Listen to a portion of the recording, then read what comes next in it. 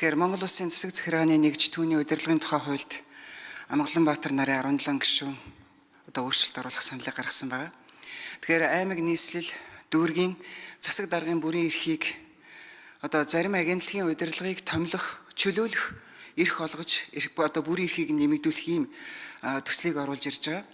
Өнөөдөр хуулиараа аймаг дүүрэг нийслэлийн засаг дарга нийтдээ 26 үндсэн чиг үүргийг хэрэгжүүлж байгаа агентлагуудыг хамаарч байдаг. За энэний 7-гийнх нь удирдлагыг томилох, чөлөөлөх хуулиар олгогдсон юм эрхийг эдэлж байгаа.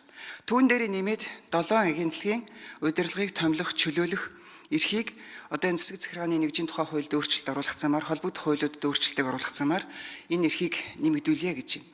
Тэгэхээр энэ бол эрэлхийлийг би өнөөдөр манайхны ярьдгаар босоо хөвтэй тогтолцооны улмаас үүсэж байгаа зөрчлийг шийдлийг хайж байгаа нэг хайгуул гэж би харж байгаа. Асуудлыг шийдэхийн төлөө явж байгааг нь би дэмжиж байгаа.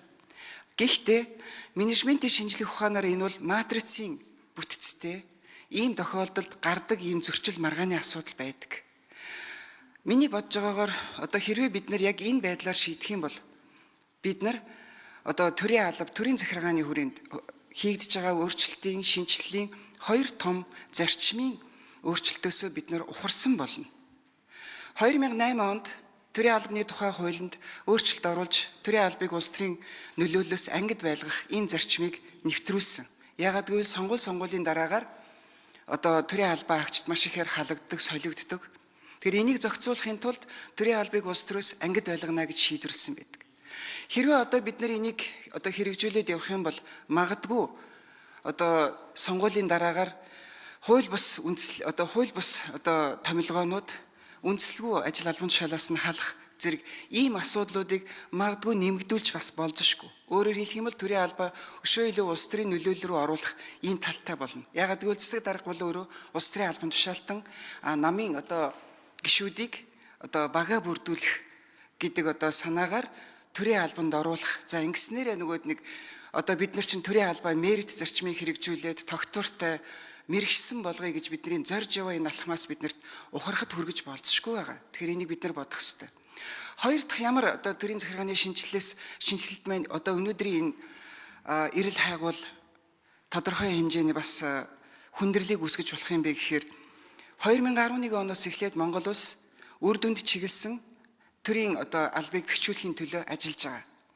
Тэгэхээр төсөв хуваарлах, төсвийн зардлыг хуваарлах, бас боловсон хүчний шийдвэрийг гаргах, ялангуяа удирдах албан тушаалныг томилох.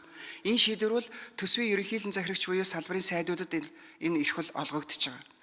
Хэрвээ өнөөдрийнх шиг ахаад 7 нийтдээ 14 агентлагийн удирдлагыг засаг дарга нар томилдог болоо явчих юм бол өөрийг нь томилдог, чөлөөлдөг засаг даргийнхаа үгийг сонсох уу?